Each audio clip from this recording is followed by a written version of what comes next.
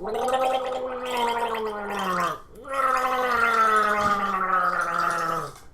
haven't done that since I was 8. Welcome to part 3 of Day 9 Daily number 484, where we learn to be a better gamer, and we are admiring DRG's roachless ZvP style, especially against LiquidHero, who's going for a lot of, no Colossus actually. He's going like Blink Stalker, he's taking a fast 4th, he's getting Sturm. Ermagerd Sturmers. Every meme that has Ermagerd in it is awesome. And we're in particular seeing how Ling Baneling is going to help DRG get to Hive Tech. Bing! And we just saw this delightful rearrangement of the Infestor, then Spine, then Broodlord. No, Spine, Infestor, then Broodlord. And most notably, we have a fast 5th as Zerg. We Hervar serves a Furred Burrs. And one of the most notable things about getting this Baneling nest, when we did, and for more info on that, watch part 2, you buffoon. What are you doing watching me right now? For more information on that, like, we're getting these this Baneling tech up because in case of emergency, we can always just flood with a lot of Banelings. You're noticing this expansion is taking damage, this 5th. That is okay. We bring our defense party, the Baneling Infestor with Spines, to defend, and then with the rest of the units, we counterattack. We are intentionally yielding damage there. Or, excuse me, accepting damage. No, I guess yielding would be fine. We're yielding an expansion there to be able to do damage with this counterattack.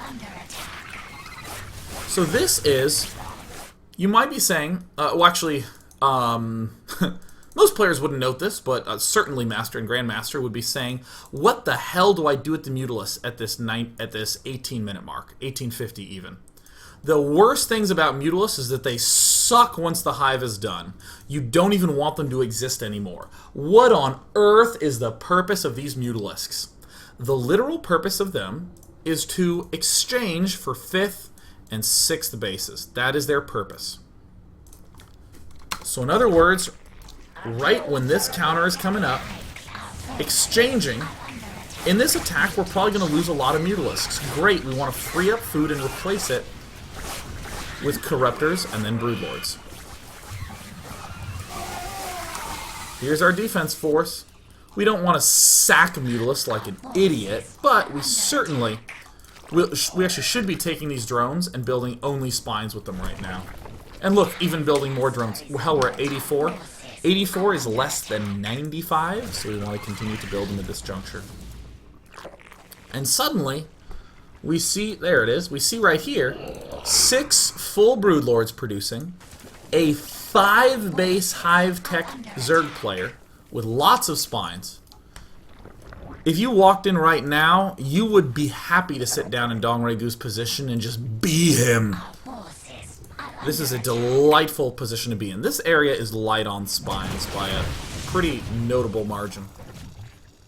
But other than that, mutalisks, where are they positioned?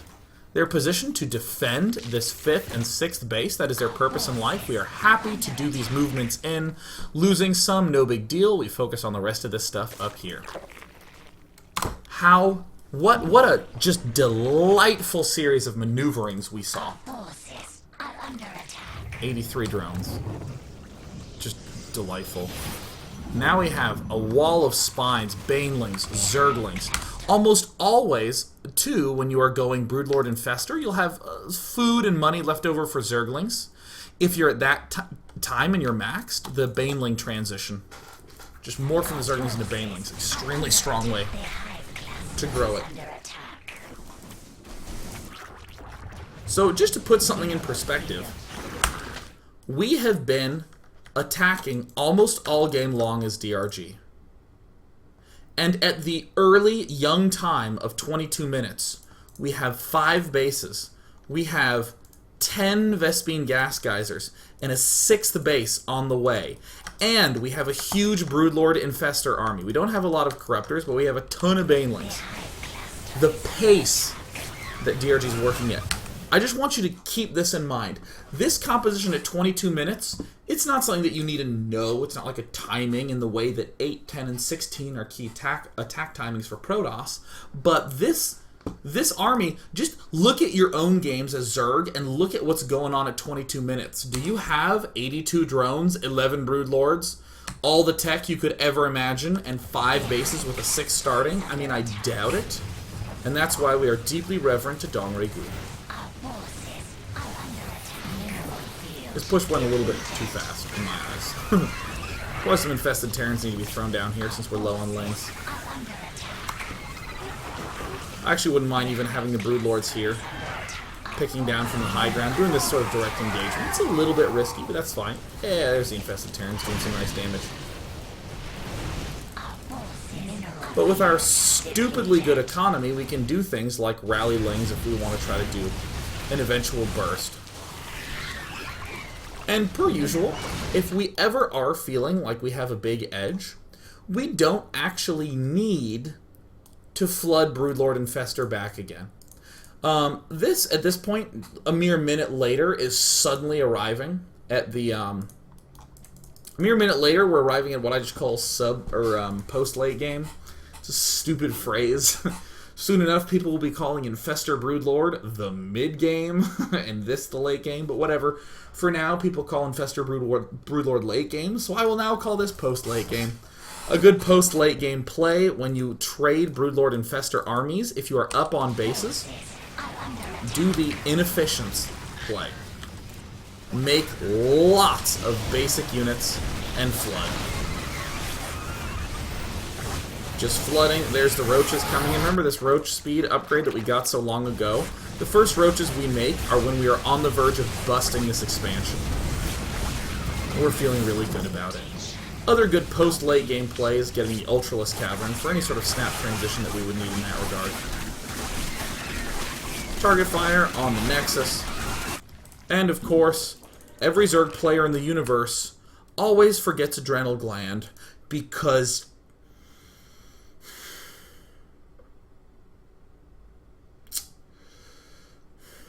they don't get it, do they? They never get it. Never. Assholes. After that post-dead Broodlord Infestor push, as the Roach Ling, you're going Broodlord Infestor. As it's dying, you're reflooding with Ling Roach. And as you're following up with that, that's when the rebuild of Broodlord Infestor happens. Why does it go Broodlord Infestor, and then Ling Roach, and then Broodlord Infestor? Why are we doing it in that order? The biggest reason is that we do have these extra gas geysers. We have 10 total gas geysers. What we really need is just a smidge of time, and this permits us to be as aggressive as possible. And with extra funds, just expand, expand, expand, expand. Oh, how absolutely amazing. So right as you're transitioning to Broodlord Infestor, I like around 100 drones. As it drops down slowly over time, I think that's fine. But popping out at 100 is really good. One of the big reasons why we're going Broodlord Infestor now is because we just killed off an expansion. So he's going to have to stay defensive as he's rebuilding his expansion. A simple rebuild of Broodlord Infestor. Roaches, little counterattacks, not as noteworthy, but I mean, from Dongray Gu's vantage point, it was just a symphony of transitioning. It was just this unbelievably well orchestrated pop on over to Ling, Baneling, Muta, carefully pulling back out of here, getting Broodlord Infestor, reflooding with Ling Roach and going, and then we just remax out, and we have 14 Broodlords and 12 Infestors. We lose one, but that's fine because 11 is still a very big number.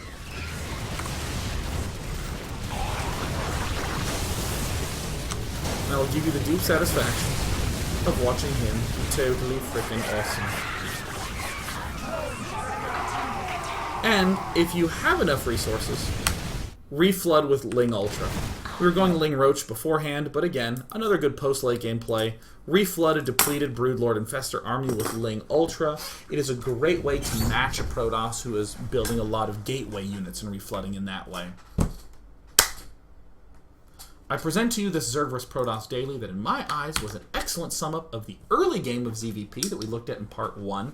A beautiful mid-game transitioning into Ling Baneling Mutalisk. And of course, that pop on over to the late game where we were going a lot of spines and then infestor and then broodlord. And we saw some cool post-late game decisions, especially incorporating some banelings into our broodlord infestor mixture. Let's go to the infamous Markio question grabber. Take them questions because I would be so freaking excited to hear from you.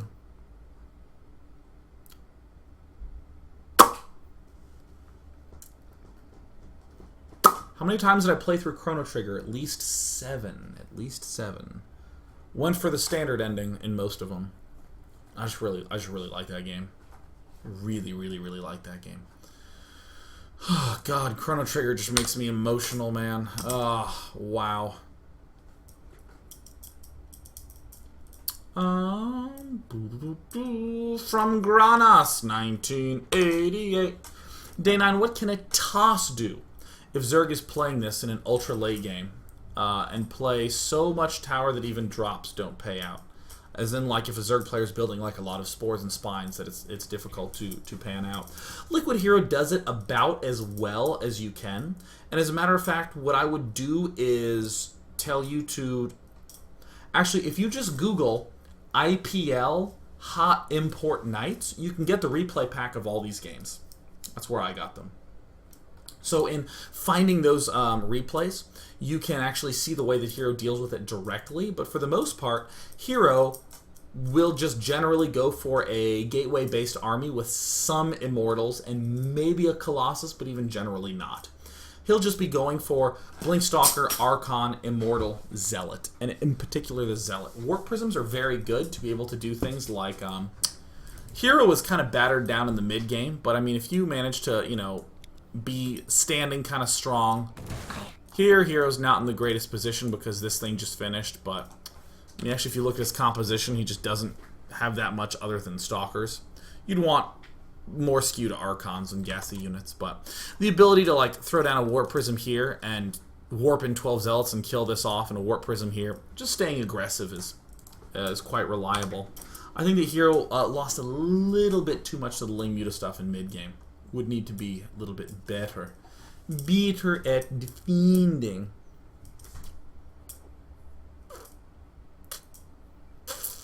Tonster says something that I was referencing yesterday. In the last 2 dailies, you say to win at Hive Tech with Zerg. But if you're laddering, it'll take ages to have 10 wins. Exactly! You will win at a slower rate, and you will climb up the ladder at a much faster rate. Earlier wins have higher variance. There's like a stronger chance of like these sorts of highs and lows, where you win 8 games and lose 6 games, and you've done it all in an hour, but you're kind of, What would be nice is if you only won.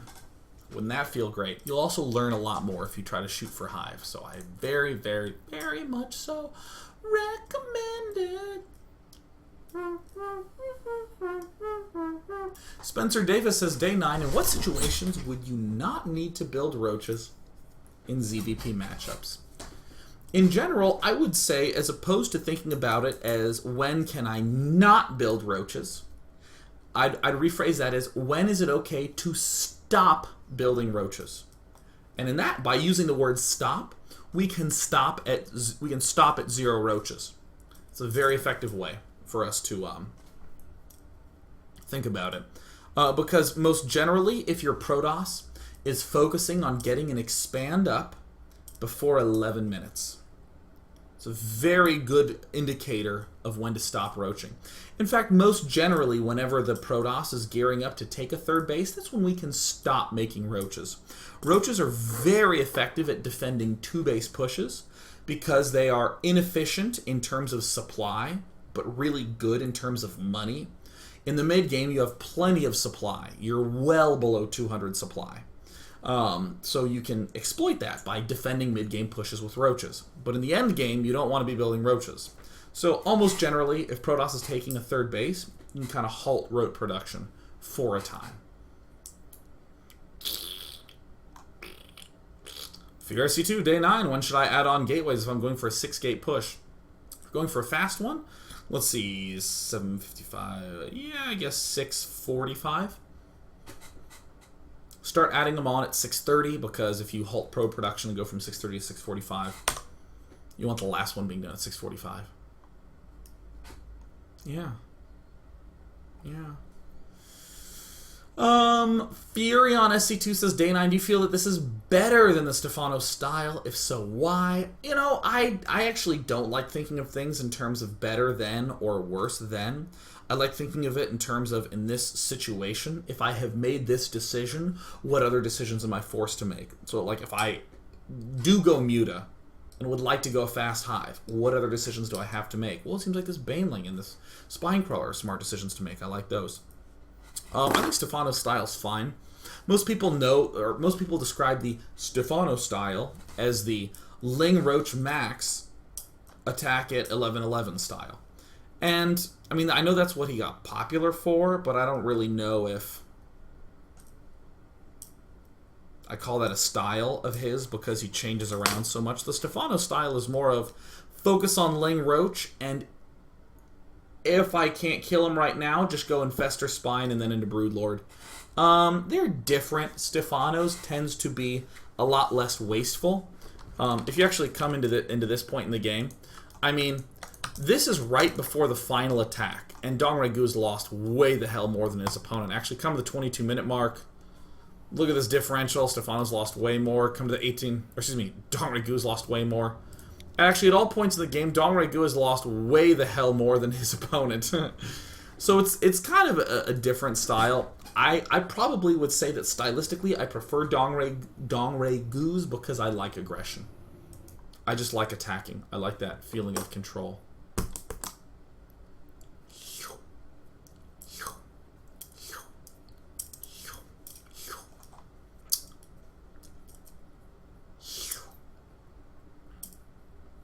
I'll take this last question from NameKa99. Day 9, how many broodlords should I get before I transition into ultras? And should I keep counterattacking or just attacking his main army? So let's answer those for different phases. The should I keep counterattacking with Ling, Muta, Baneling? Yes, keep counterattacking. If he's attacking you, you may defend. You are permitted to defend with your Ling, Muta, Baneling. It's all a judgment call. Of whether you counterattack or pull back to defend. But don't go for his main army per se if you're going Ling Mutalisk. Even if you're like, I know there's a lot of silver to platinum players who will have a good sense of what Ling Muta can do, and they'll see the Protoss army and think, maybe I can kill that. If there's ever a doubt in your mind, just pull back and counterattack. You do not have to engage if you're going Ling Muta in the mid game. In the late game, if you're going broodlords, you want to be engaging in direct army attacks. You want to try to actually chase his army with your broodlord infestor army because it's just so much more efficient. And also they're slow, so you can't defend a lot. And it's not so much how many broodlords should I get before transition into ultras. You should, when you have money, get the ultra cavern, get the upgrade, and just wait. Keep building your army, keep trying to get into good engagements. Just, I mean, maybe you have 6 broodlords and you try to attack and he runs, and then you just keep adding on to 10 and 11 and 12 and 13, and then you have like 12 infestors, you have 16 broodlords, you're still chasing them. And the instant that you get in a big army exchange and things start dying on both parties, that's when you go Ling Ultra. It's not about the when I have broodlords, is it time to go Ultra? It's more of a when my Ultra or when my broodlord Ling army starts dying, then I replace with Ultra Ling. That daily was good. I liked how that went. And as a result, I would like to see you tomorrow for a Zerg daily of Dongre Gu going up against Terran, particularly MMA. Maybe some games of Illusion I haven't decided yet, but see you tomorrow for that ZVT. Next week's Funday Monday. Oh my god, I'm out of town for it. Oh my god, I'm having my dental surgery on Monday. How did I not think of that? Oh dude, I am so stupid. Sorry. Well, for whenever the next Funday Monday is, submit to me a game where when you attack, you may only Attack at worker lines. That is the harassment starvation daily. If he attacks you, you may defend. If you drop in his worker line and he brings his army, you may engage in a fight there, but you may not do things like drop in the main and kill his production structures. You may not do things like kill his army in the middle of the map. Counterattack, or not counterattack, but kill the workers only. Submit those to Monday at day9.tv. I'm done.